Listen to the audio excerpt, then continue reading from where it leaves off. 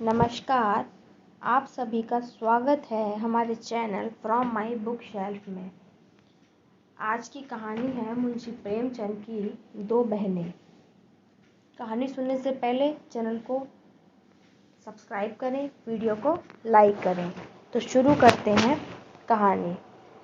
दोनों बहनें 2 साल के बाद एक तीसरे नातेदार के घर मिली और खूब रो धोकर खुश हुई। तो बड़ी बहन रूप कुमारी ने देखा कि छोटी बहन राम दुलारी सिर से पांव तक गहनों से लदी हुई है। कुछ उसका रंग खुल गया है, स्वभाव में कुछ गरिमा आ गई है और बातचीत करने में ज्यादा चतुर हो गई है। कीमती बनारसी साड़ी और बेलदार उन्नावी मखमल के जम्पर ने उसके रूप को और भी चमका दिया। वही राम दुलारी लड़कपन में सिर के बाल खोले फूहड़ सी इधर उधर खेला करती थी। अंतिम बार रूप कुमारी ने उसे उसके विवाह में देखा था, 2 साल पहले। तब भी उसकी शक्ल सूरत में कुछ ज्यादा अंतर न हुआ था। लंबी तो हो गई थी, मगर थी उतनी ही दुबली, उतनी ही फूहड़, उतनी ही मंदबुद्धि, जरा जरा सी बात पर रूठने वाली। मगर आज तो कुछ हालत भी और थी, जैसे कली खिल गई हो। और यह रूप इसने छिपा कहाँ रखा था? नहीं, आंखों को धोखा हो रहा है। यह रूप नहीं, केवल आंखों को लुभाने की शक्ति है। रेशम और मखमल और सोने के बल पर वह रूपरेखा थोड़े ही बदल जाएगी, फिर भी आंखों में समाई जाती है। 50 स्त्रियां जमा है, मगर यह आकर्षण, यह जादू और किसी में नहीं। कहीं आईना मिलता तो वह जरा अपनी सूरत भी देखती। घर से चलते समय उसने आईना देखा था। अपने रूप को चमकाने के लिए जितना सान चढ़ा सकती थी, उससे कुछ अधिक ही चढ़ाया था। लेकिन अब वह सूरत जैसे स्मृति से मिट गई है। उसकी धुंधली सी परछाई वह हृदय पट पर है। उसे फिर से देखने के लिए वह बेकरार हो रही है। वह अब तुलनात्मक दृष्टि से देखेगी। राम दुलारी में यह आकर्षण कहाँ से आया, इस रहस्य का पता लगाएगी। यों उसके पास मेकअप की सामग्रियों के साथ एक छोटा सा आईना भी है, लेकिन भीड़ भाड़ में वह आईना देखने या बनाव सिंगार की आदी नहीं है। ये औरतें दिल में ना जाने क्या समझे, मगर यहाँ कोई आईना तो होगा ही। ड्राइंग रूम में जरूर होगा। वह उठकर ड्राइंग रूम में गई और कब्दे आदम शीशे में अपनी सूरत देखी। वहां इस वक्त और कोई न था। मर्द बाहर सहन में थे, औरतें गाने बजाने में लगी हुई थी। उसने आलोचनात्मक दृष्टि से एक एक अंग को, अंगों के एक एक विन्यास को देखा। उसका अंग विन्यास, उसकी मुख छवि निष्कलंक है, मगर वह ताजगी, वह मादकता, वह माधुर्य नहीं है। हाँ, नहीं है। वह अपने को धोखे में नहीं डाल सकती। कारण क्या है कि यही राम दुलारी आज खिली है। उसे खिलने जमाना हो गया, लेकिन इस ख्याल से उसका चित्त शांत नहीं होता। वह राम दुलारी से हेठी बनकर नहीं रह सकती। ये पुरुष भी कितने गाउदी होते हैं, किसी में भी सच्चे सौंदर्य की परख नहीं। इन्हें तो जवानी और चंचलता और हाव भाव चाहिए। आंखें रखकर भी अंधे बनते हैं। भला इन बातों का आपसे क्या संबंध? ये तो उम्र के तमाशे हैं। असली रूप तो वह है जो समय की परवाह न करे। उसके कपड़ों में राम दुलारी को खड़ा कर दो, फिर देखो यह सारा जादू कहाँ उड़ जाता है। चुड़ैल सी नजर आए, मगर इन अंधों को कौन समझाए। मगर राम दुलारी के घर वाले तो इतने संपन्न न थे। विवाह में जो जोड़े और गहने आए थे, वे तो बहुत ही निराशाजनक थे। खुशहाली का दूसरा कोई सामान भी न था। इसके ससुर एक रियासत के मुख्तार आम थे और दूल्हा कॉलेज में पढ़ता था। इस 2 साल में कहाँ से यह हुन बरस गया? कौन जाने, गहने कहीं से मांग लाई हो। कपड़े भी मांगे हो सकते हैं। कुछ औरतों को अपनी हैसियत बढ़ाकर दिखाने की लत होती है। तो वह स्वांग राम दुलारी को मुबारक रहे। मैं जैसी हूँ वैसी अच्छी हूँ। प्रदर्शन का यह रोग कितना बढ़ता जाता है। घर में रोटियों का ठिकाना नहीं है। मर्द 25-30 रुपए पर कलम घिस रहा है, लेकिन देवी जी घर से निकलेंगी तो इस तरह बन ठन कर मानो कहीं की राजकुमारी हैं। बिसतियों और दर्जियों के तकाजे सहेंगी, बजाज के सामने हाथ जोड़ेंगी, शौहर की घुड़कियां खाएंगी, रोएंगी, रूठेंगी, मगर प्रदर्शन के उन्माद को नहीं रोकती। घरवाले भी सोचते होंगे कितनी छिछोरी तबीयत है इसकी, मगर यहाँ तो देवी जी ने बेहयाई पर कमर बांध ली है। कोई कितना ही हंसे, बेहया की बला दूर। उन्हें तो बस यही धुन सवार है कि जिधर से निकल जाएं उधर लोग हृदय पर हाथ रखकर रह जाएं। राम दुलारी ने जरूर किसी से गहने और जेवर मांग लिए, बेशरम जो है। उसके चेहरे पर आत्मसम्मान की लाली दौड़ गई। न सही उसके पास जेवर और कपड़े, उसे किसी के सामने लज्जित तो नहीं होना पड़ता, किसी से मुंह तो नहीं चुराना पड़ता। 1-1 लाख के तो उसके 2 लड़के हैं। भगवान उन्हें चिरायु करे, वह इसी में खुश है। खुद अच्छा पहन लेने और अच्छा खा लेने से जीवन का उद्देश्य नहीं पूरा हो जाता। उसके घर वाले गरीब हैं, पर उनकी इज्जत तो है। किसी का गला तो नहीं दबाते, किसी का शाप तो नहीं लेते। इस तरह अपने मन को ढाढ़स देखकर वह फिर बरामदे में आई तो राम दुलारी ने जैसे उसे दया की आंखों से देखकर कहा, जीजा जी की कुछ तरक्की वरक्की हुई कि नहीं बहन, या अभी तक वही 75 रुपए पर कलम घिस रहे हैं। रूप कुमारी की देह में आग सी लग गई। ओफो रे दिमाग, मानो इसका पति लाट ही तो है। अकड़ कर बोली, तरक्की क्यों नहीं हुई, अब 100 के ग्रेड में है। आजकल यह भी गनीमत है, नहीं अच्छे अच्छे एमए पासों को देखती हूँ कि कोई टके को नहीं पूछता। तेरा शौहर तो अब बीए में होगा। राम दुलारी ने नाक सिकोड़ कर कहा, उन्होंने तो पढ़ना छोड़ दिया बहन, पढ़कर औकात खराब करना था और क्या। एक कंपनी के एजेंट हो गए हैं, अब 250 रुपये माहवार पाते हैं, कमीशन ऊपर से। 5 रुपये रोज सफ़र खर्च के भी मिलते हैं। ये समझ लो कि 500 का औसत पड़ जाता है। 150 माहवार तो उनका निज खर्च है बहन। ऊंचे ओहदे के लिए अच्छी हैसियत भी तो चाहिए। 350 बेदाग घर दे देते हैं, उनमें से 100 रुपये मुझे मिलते हैं। 250 में घर का खर्च खुशफैली से चल जाता है। एमए पास करके क्या करते। रूप कुमारी इस कथन को शेख चिल्ली की दास्तान से ज़्यादा महत्व नहीं देना चाहती, मगर राम दुलारी के लहजे में इतनी विश्वासोत्पादकता है कि वह अपनी निम्न चेतना में उससे प्रभावित हो रही है और उसके मुख पर पराजय की खिन्नता साफ झलक रही है। मगर यदि उसे बिल्कुल पागल नहीं हो जाना है तो इस ज्वाला को हृदय से निकाल देना पड़ेगा।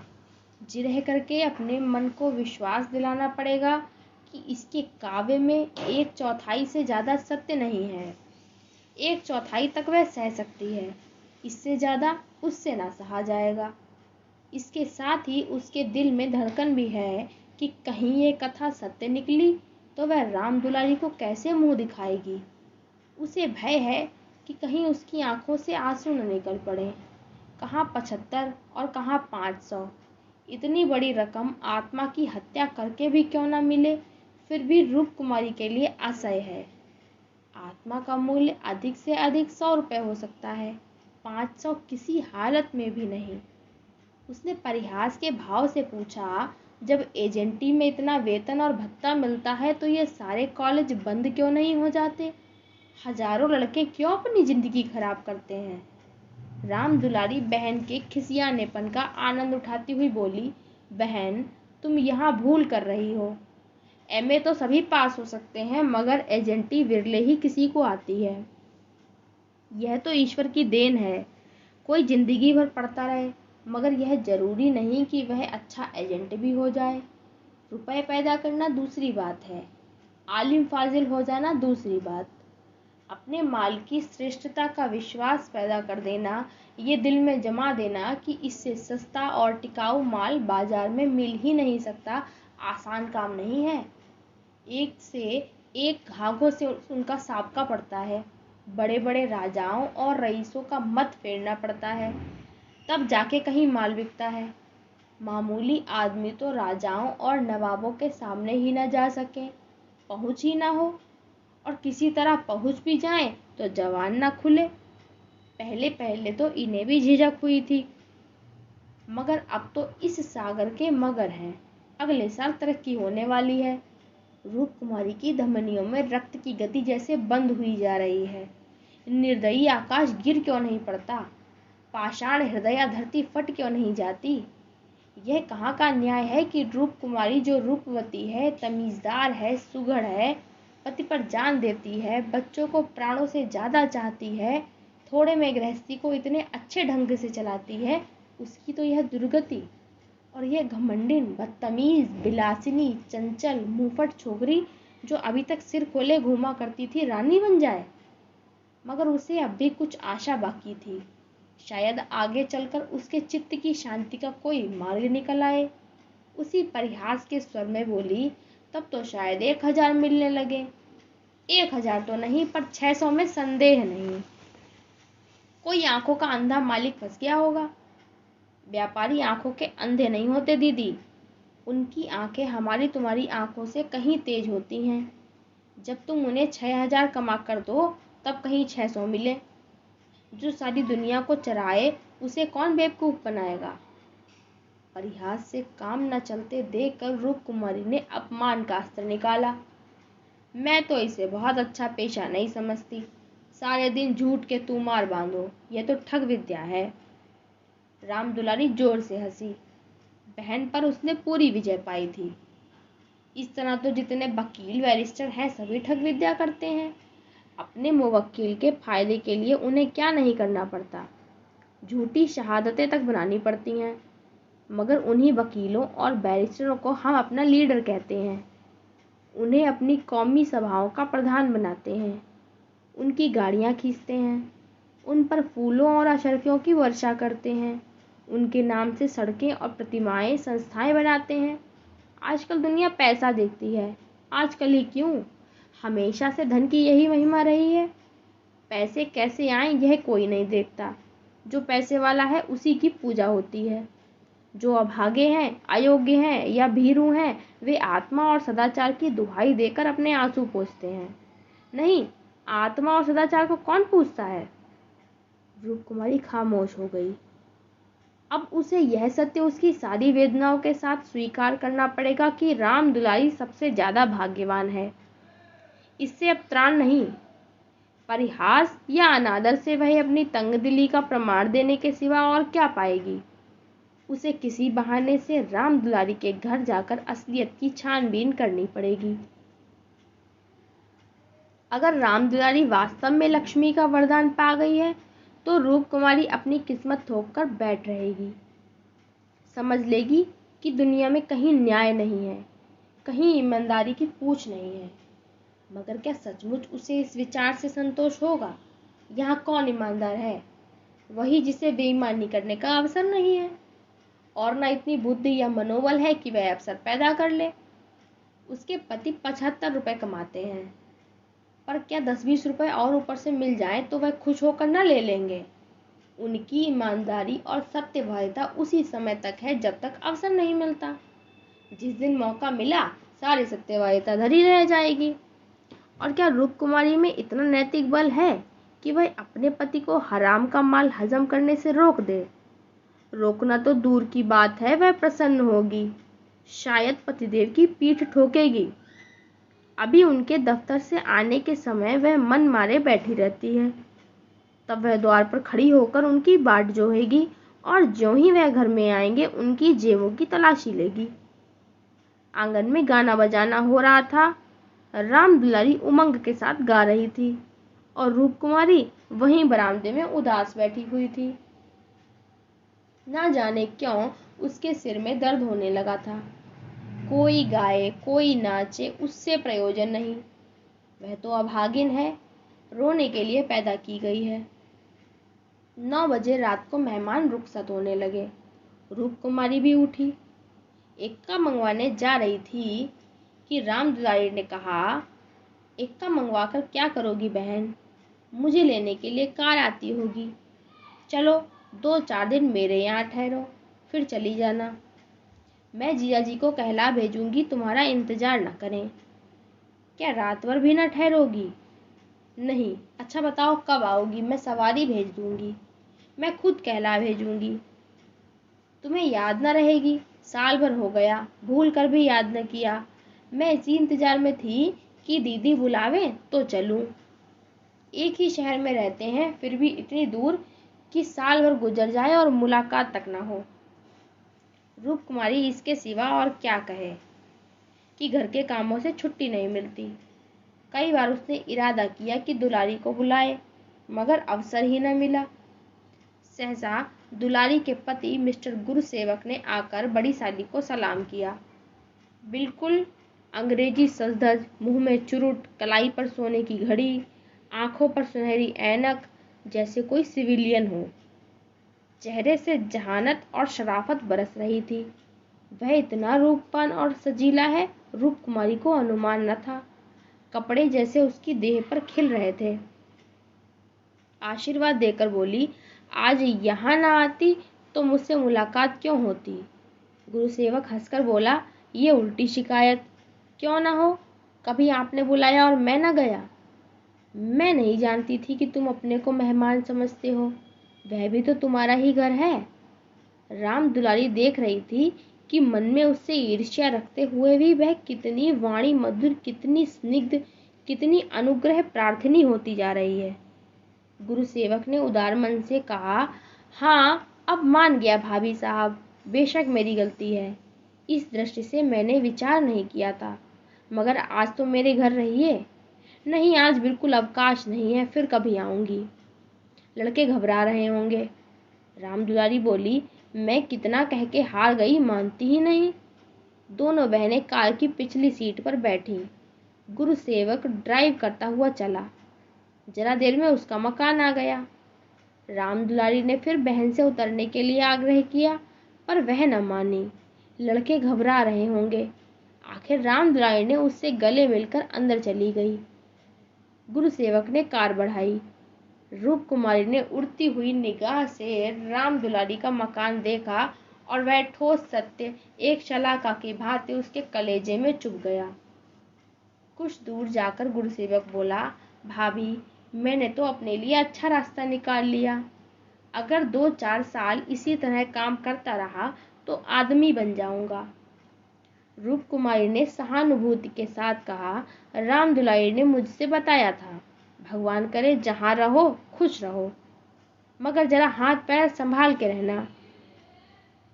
मैं मालिक की आंख बचाकर 1 पैसा भी लेना पाप समझता हूँ भाभी। दौलत का मजा तो तभी है कि ईमान सलामत रहे। ईमान खोकर पैसे मिले तो क्या? मैं ऐसी दौलत को त्याज्य समझता हूँ। और आंख किसकी बचाऊं? सब स्याह सफेद तो मेरे हाथ में है। मालिक तो रहा नहीं, केवल उसकी सेवा है। उसने सब कुछ मेरे हाथ में छोड़ रखा है। मैंने उसका कारोबार संभाल न लिया होता तो सब कुछ चौपट हो जाता। मेरे सामने तो मालिक सिर्फ 3 महीने जिंदा रहे, मगर आदमी को परखना खूब जानते थे। मुझे 100 रुपए पर रखा और 1 महीने में 200 रुपए कर दिया। आप लोगों की दुआ से पहले ही महीने में मैंने 12,000 का काम किया। क्या काम करना पड़ता है? रूप कुमारी ने बिना किसी उद्देश्य के पूछा। वही मशीनों की एजेंटी, तरह तरह की मशीनें मंगाना और बेचना, ठंडा जवाब था। रूप कुमारी का मनहूस घर आ गया। द्वार पर एक लालटेन टिमटिमा रही थी। उसके पति उमानाथ द्वार पर टहल रहे थे, मगर रूप कुमारी ने गुरुसेवक से उतरने के लिए आग्रह नहीं किया। एक बार शिष्टाचार के नाते कहा जरूर, पर जोर नहीं दिया, और उमानाथ तो गुरुसेवक से मुखातिब भी न हुए। रूप कुमारी को वह घर अब कब्रिस्तान सा लग रहा था, जैसे फूटा हुआ भाग्य हो। न कहीं फर्श, न फर्नीचर, न गमले। 2-4 टूटी टाटी तिपाइयाँ, एक लंगड़ी मेज, 4-5 पुरानी पुरानी खाटें, यही उस घर की बिसात थी। आज सुबह तक रूप कुमारी इसी घर में खुश थी, लेकिन अब यह घर उसे काटे खा रहा है। लड़के अम्मा अम्मा करके दौड़े, मगर उसने दोनों को झिड़क दिया। उसके सिर में दर्द है, वह किसी से न बोलेगी, कोई उसे न छेड़े। अभी घर में खाना नहीं पका, पकाता कौन? लड़कों ने तो दूध पी लिया है, किंतु उमानाथ ने कुछ नहीं खाया। इसी इंतजार में थे कि रूप कुमारी आए तो पकाए, पर रूप कुमारी के सिर में दर्द है, मजबूर होकर बाजार से पूरियां मंगानी पड़ेंगी। रूप कुमारी ने तिरस्कार के स्वर से कहा, तुम अब तक मेरा इंतजार क्यों करते रहे? मैंने तो खाना पकाने की नौकरी नहीं लिखाई है, और जो रात को वहीं रह जाती। आखिर तुम कोई महाराजिन क्यों नहीं रख लेते? क्या जिंदगी भर मुझी को पीसते रहोगे? उमानाथ ने उसकी तरफ आहत विस्मय की आंखों से देखा। उसके बिगड़ने का कोई कारण उनकी समझ में न आया। रूप कुमारी ने उन्होंने हमेशा निरापद सहयोग पाया है, निरापद ही नहीं सहानुभूतिपूर्ण भी। उन्होंने कई बार उससे महाराजिन रख लेने का प्रस्ताव खुद ही किया था, पर उसने बराबर यही जवाब दिया कि आखिर मैं बैठे बैठे क्या करूंगी, 4-5 रुपए का खर्च बढ़ाने से क्या फायदा? यह पैसे तो बच्चों के मक्खन में खर्च होते हैं। और आज वह इतनी निर्ममता से उलाहना दे रही है जैसे गुस्से में भरी हो। अपनी सफाई देते हुए बोले, महाराजन रखने के लिए तो मैंने तुमसे खुद कई बार कहा, तो लाकर रख क्यों न दिया? मैं उसे निकाल देती तो कहते, हाँ यह गलती हुई। तुमने कभी सच्चे दिल से नहीं कहा। रूप कुमारी ने और भी प्रचंड होकर कहा, तुमने केवल मेरा मन लेने के लिए कहा। मैं ऐसी भोली नहीं हूं कि तुम्हारे मन का रहस्य न समझूं। तुम्हारे दिल में कभी मेरे आराम का विचार आया ही नहीं। तुम तो खुश थे कि अच्छी लौंडी मिल गई है, एक रोटी खाती है और चुपचाप पड़ी रहती है, महज खाने और कपड़े पर, यह भी जब घर की जरूरतों से बचे। 75 रुपलियां लाकर मेरे हाथ पर रख देते हो, और सारी दुनिया का खर्च। मेरा दिल ही जानता है मुझे कितनी कतर ब्योत करनी पड़ती है, क्या पहनूं और क्या ओढ़ूं। तुम्हारे साथ जिंदगी खराब हो गई। संसार में ऐसे मर्द भी हैं जो स्त्री के लिए आसमान के तारे तोड़ लाते हैं। गुरुसेवक को ही देखो, दूर क्यों जाओ? तुमसे कम पड़ा है, उम्र में तुमसे कहीं कम है, मगर 500 रुपए महीना कमाता है, और राम दुलारी रानी बनी बैठी रहती है। तुम्हारे लिए यही 75 रुपए बहुत हैं, रांड मांड में ही मगन। तुम नाहक मर्द हुए, तुम्हें तो औरत होना चाहिए था। औरतों के दिल में कैसे कैसे अरमान होते हैं, मगर मैं तो तुम्हारे लिए घर की मुर्गी का बासी साग हूँ। तुम्हें तो कोई तकलीफ होती नहीं। तुम्हें तो कपड़े भी अच्छे चाहिए, खाना भी अच्छा चाहिए, क्योंकि पुरुष हो, बाहर से कमा कर लाते हो। मैं चाहे जैसे रहूं तुम्हारी बला से। बागबानों का यह सिलसिला कई मिनट तक जारी रहा, और उमानाथ चुपचाप सुनते रहे। अपनी जान में उन्होंने रूप कुमारी को शिकायत का कभी मौका नहीं दिया। उनका वेतन कम है, यह सत्य है, पर यह उनके बस की बात तो नहीं। वह दिल लगाकर अपना काम करते हैं, अफसरों को खुश रखने की सदैव चेष्टा करते हैं। इसी साल बड़े बाबू के छोटे सुपुत्र को 6 महीने तक बिना नागा पढ़ाया, इसीलिए तो कि वह प्रसन्न रहे। अब वह और क्या करे? रूप कुमारी की खफगी का रहस्य वह समझ गए। अगर गुरुसेवक वास्तव में 500 रुपए लाता है तो बेशक वह भाग्य का बली है, लेकिन दूसरों की ऊंची पेशानी देखकर अपना माथा तो नहीं फोड़ा जाता। किसी संयोग ने उसे यह अवसर मिल गया, मगर हर एक को तो ऐसे अवसर नहीं मिलते। वह इसका पता लगाएंगे कि सचमुच उसे 500 ही मिलते हैं या महज डींग है। और मान लिया कि 500 मिलते हैं, तो क्या इससे रूप कुमारी को यह हक है कि वह उनको ताने दे और उन्हें जली कटी सुनाए? अगर इसी तरह वह भी रूप कुमारी से ज्यादा रूपवती और सुशीला रमणी को देखकर रूप कुमारी को कोसना शुरू कर दे तो कैसा हो? रूप कुमारी सुंदरी है, मृदुभाषिणी है, त्यागमयी है, लेकिन उससे बढ़कर सुंदरी, मृदुभाषिणी, त्यागमयी देवियों से दुनिया खाली नहीं है। तो क्या इस कारण वह रूप कुमारी का अनादर करें? एक समय था जब उनकी नजरों में रूप कुमारी से ज्यादा रूपवती रमणी संसार में न थी, लेकिन वह उन्माद कब का शांत हो गया। भावुकता के संसार से वास्तविक जीवन में आए उन्हें एक युग बीत गया। अब तो विवाहित जीवन का उन्हें काफी अनुभव हो गया है। एक को दूसरे के गुण दोष मालूम हो गए हैं। अब तो संतोष ही में उनका जीवन सुखी रह सकता है। मगर रूप कुमारी समझदार होकर भी इतनी मोटी सी बात नहीं समझती। फिर भी उन्हें रूप कुमारी से सहानुभूति हुई। वे उदार प्रकृति के आदमी थे और कल्पनाशील भी। उसकी कटु बातों का कुछ जवाब न दिया, शरबत की तरह पी गए। अपनी बहन के ठाठ देखकर एक क्षण के लिए रूप कुमारी के मन में ऐसे निराशाजनक, अन्यायपूर्ण, दुखद भावों का उठना बिल्कुल स्वाभाविक है। रूप कुमारी कोई सन्यासिनी नहीं, विरागिनी नहीं कि हर एक दशा में अविचलित रहे। इस तरह अपने मन को समझाकर उमानाथ ने गुरु सेवक के विषय में तहकीकात करने का संकल्प लिया।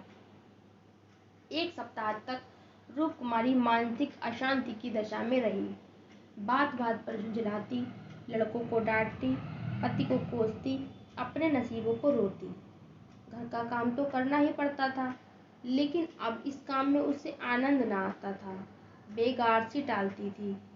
घर की जिन पुरानी दुरानी चीजों से उसका आत्मीय संबंध सा हो गया था, जिनकी सफाई और सजावट में वह व्यस्त रहा करती थी, उनकी तरफ अब आंख उठाकर भी न देखती। घर में तो एक ही खिदमतगार था। उसने जब देखा बहूजी घर की तरफ खुद ही लापरवाह है, तो उसे क्या गृहस्थी की सफाई करता। जो चीज जहां पड़ी थी वहीं पड़ी रहती, कौन उठाकर ठिकाने से रखे। बच्चे माँ से बोलते रहते थे और उमानाथ तो उसके साय से भागते थे। जो कुछ सामने थाली में आ जाता उसे पेट में डाल लेते और दफ्तर चले जाते। दफ्तर से लौटकर दोनों बच्चों को साथ ले लेते और कहीं घूमने निकल जाते। रूप कुमारी से कुछ कहना बारूद में दिया सलाई लगाना था। और हाँ, उनकी यह तहकीकात जारी थी। एक दिन उमानाथ दफ्तर से लौटे तो उनके साथ गुरुसेवक भी थे। रूप कुमारी ने आज कई दिनों के बाद परिस्थिति से सहयोग कर लिया था और इस वक्त झाड़ लिए कुर्सियां और टिपाइयां साफ कर रही थी कि गुरुसेवक ने अंदर पहुंचकर सलाम किया। रूप कुमारी दिल में कट गई। उमानाथ पर ऐसा क्रोध आया कि उसका मुंह नोच ले। इन्हें लाकर यहाँ क्यों खड़ा कर दिया? न कहना न सुनना, बस बुला लाए। उसे इस दशा में देखकर गुरुसेवक दिल में क्या कहता होगा, मगर इन्हें अक्ल आई ही कब थी। वह अपना पर्दा ढकती फिरती है और आप उसे खोलते फिरते हैं। जरा भी लज्जा नहीं, जैसे बेहयाई का बाना पहन लिया है। बरबस उसका अपमान करते हैं। न जाने उसने उनका क्या बिगाड़ा है। आशीर्वाद देकर कुशल समाचार पूछा और कुर्सी रख दी। गुरुसेवक ने बैठते हुए कहा, आज भाई साहब ने मेरी दावत की है। मैं उनकी दावत पर तो ना आता, लेकिन जब उन्होंने कहा तुम्हारी भाभी का कड़ा तकाजा है, तो मुझे समय निकालना पड़ा था। गुरुसेवक ने कमरे के चारों तरफ नजर दौड़ाकर कहा, इस पिंजड़े में तो आप लोगों को बड़ी तकलीफ होती होगी। रूप कुमारी को ज्ञात हुआ यह युवक कितना सुरुचिहीन, कितना अरसिक है। दूसरों के मनोभावों का आदर करना जैसे जानता ही नहीं। इसे इतनी सी बात भी नहीं मालूम कि दुनिया में सभी भाग्यशाली नहीं होते। लाखों में एक ही कहीं भाग्यवान निकलता है, और उसे भाग्यवान ही क्यों कहा जाए। जहाँ बहुतों को दाना न मयस्सर हो, वहाँ थोड़े से आदमियों के भोग विलास में कौन सा सौभाग्य। जहाँ बहुत से आदमी भूखे मर रहे हों, वहाँ दो चार आदमी मोहन भोग उड़ाएं, ये तो इनकी बेहयाई और हृदयहीनता है, सौभाग्य कभी नहीं। कुछ चिढ़कर बोली, पिंजड़े में कटघरे में रहने से अच्छा है। पिंजड़े में निरीह पक्षी रहते हैं, कटघरा तो घातक जंतुओं का ही निवास स्थान है। गुरुसेवक शायद यह संकेत न समझ सका, बोला, मेरा तो इस घर में दम घुट जाए। मैं आपके लिए अपने घर के पास ही एक मकान ठीक करा दूंगा, खूब लंबा चौड़ा। आपसे कुछ किराया न लिया जाएगा। मकान हमारी मालकिन का है, मैं भी उसी के मकान में रहता हूँ। सैकड़ों मकान है, सैकड़ों, सब मेरे अख्तियार में है। जिसे जो मकान चाहे दे दूं, मेरे अख्तियार में है, किराया लूं या ना लूं। मैं आपके लिए सबसे अच्छा मकान ठीक करूंगा। मैं आपका बहुत अदब करता हूँ। रूप कुमारी समझ गई महाशय इस वक्त नशे में है, तभी यह बहक रहे हैं। अब उसने गौर से देखा तो उनकी आंखें सिकुड़ गई थी, गाल कुछ फूल गए थे, जबान भी लड़खड़ाने लगी थी। एक जवान खूबसूरत शरीफ चेहरा कुछ ऐसा शेखीबाज और निर्लज्ज हो गया कि उसे देखकर घृणा होती थी। उसने एक क्षण बाद फिर बहकना शुरू किया। मैं आपका बहुत अदब करता हूँ। जी हाँ, आप मेरी बड़ी भाभी हैं। आपके लिए मेरी जान हाजिर है। आपके लिए एक मकान नहीं 100 मकान तैयार हैं। मैं मिसेज लोहिया का मुख्तार हूँ। सब कुछ मेरे हाथ में है, सब कुछ। मैं जो कुछ कहता हूँ वह आंखें बंद करके मंजूर कर लेती है। मुझे अपना बेटा समझती है। मैं उनकी सारी जायदाद का मालिक हूँ। मिसेज लोहिया ने मुझे 20 रुपए पर रखा, 20 रुपए पर। बड़ा मालदार थे, मगर किसी को नहीं मालूम उनकी दौलत कहाँ से आती थी। किसी को नहीं मालूम, मेरे सिवा कोई नहीं जानता। वह खुफिया फरोश था, किसी से कहना नहीं। वह चोरी से कोकीन बेचता था, लाखों की आमदनी थी उसकी। अब वही व्यापार मैं करता हूँ। हमारे शहर में खुफिया एजेंट हैं। मिस्टर लोहिया ने मुझे इस फन में उस्ताद बना दिया। जी हाँ, मजाल नहीं कि मुझे कोई गिरफ्तार कर ले। बड़े बड़े अफसरों से मेरा याराना है। उनके मुंह में नोटों के पुलिंदे ठूस ठूस कर उनकी आवाज बंद कर देता हूँ। कोई चू नहीं कर सकता। दिन दहाड़े बेचता हूँ, हिसाब में लिखता हूँ। 1000 रिश्वत दी, देता हूँ 500। बाकी यारों का है। बेदरेग रुपए आते हैं और बेदरेग खर्च करता हूँ। बुढ़िया को तो राम नाम से मतलब है। 70 चूहे खा के अब हज करने चली है। कोई मेरा हाथ पकड़ने वाला नहीं, कोई बोलने वाला नहीं। जेब से नोटों का एक बंडल निकालकर बोला, यह आपके चरणों की भेंट है। मुझे दुआ दीजिए कि इसी शान से जिंदगी कट जाए। जो आत्मा और सदाचार के उपासक हैं उन्हें कुबेर लाते मारता है। लक्ष्मी उनको पकड़ती है जो उसके लिए अपना दीन और ईमान सब कुछ छोड़ने को तैयार है। मुझे न बुरा कहिए, मैं कौन मालदार हूँ। जितने धनी हैं वे सब के सब लुटेरे हैं, पक्के लुटेरे डाकू। कल मेरे पास रुपए हो जाएं और मैं एक धर्मशाला बनवा दूं, फिर देखिए मेरी कितनी वाह वाह होती है। कौन पूछता है मुझे दौलत कहाँ से मिली। जिस महात्मा को कहिए बुलाकर उससे प्रशंसा करवा लूं। मिस्टर लोहिया को महात्माओं ने धर्मभूषण की उपाधि दी थी, इन स्वार्थी पेट के बंदरों ने। उस बुड्ढे को जिससे बड़ा कुकर्मी संसार में ना होगा। यहाँ तो लूट है। एक वकील आध घंटा बहस करके 500 मार लेता है। एक डॉक्टर जरा सा नश्तर लगाकर 1000 सीधा कर लेता है। एक जुआरी स्पेकुलेशन में एक एक दिन में लाखों का वारा न्यारा करता है। अगर उनकी आमदनी जायज है तो मेरी आमदनी भी जायज है। जी हाँ, जायज है। मेरी निगाह में बड़े से बड़े मालदार की भी कोई इज्जत नहीं। मैं जानता हूँ कितना बड़ा हथकंडेबाज है। यहाँ जो आदमी आंखों में धूल झोंक सके वही सफल है। गरीबों को लूट कर मालदार हो जाना समाज की पुरानी परिपाटी है। मैं भी वही करता हूँ जो दूसरे करते हैं। जीवन का उद्देश्य है ऐसा करना। खूब लूटूंगा, खूब ऐश करूंगा और बुढ़ापे में खूब खैरात करूंगा और एक दिन लीडर बन जाऊंगा। कहिए गिना दूं यहाँ कितने लोग जुआ खेल खालकर करोड़पति हो गए, कितनी औरतों का बाजार लगाकर करोड़पति हो गए। सहसा उमानाथ ने आकर कहा, मिस्टर गुरुसेवक क्या कर रहे हो, चलो चाय पी लो, ठंडी हो रही है। गुरुसेवक ऐसा हड़बड़ा उठा मानो अपने सचेत रहने का प्रमाण देना चाहता हो, मगर पांव लड़खड़ाए और जमीन पर गिर पड़ा। फिर संभल कर उठा और झूमता झामता ठोकरे खाता बाहर चला गया। रूप कुमारी ने आजादी की सांस ली। यहाँ बैठे बैठे उसे हौल दिल सा हो रहा था। कमरे की हवा जैसे कुछ भारी हो गई थी।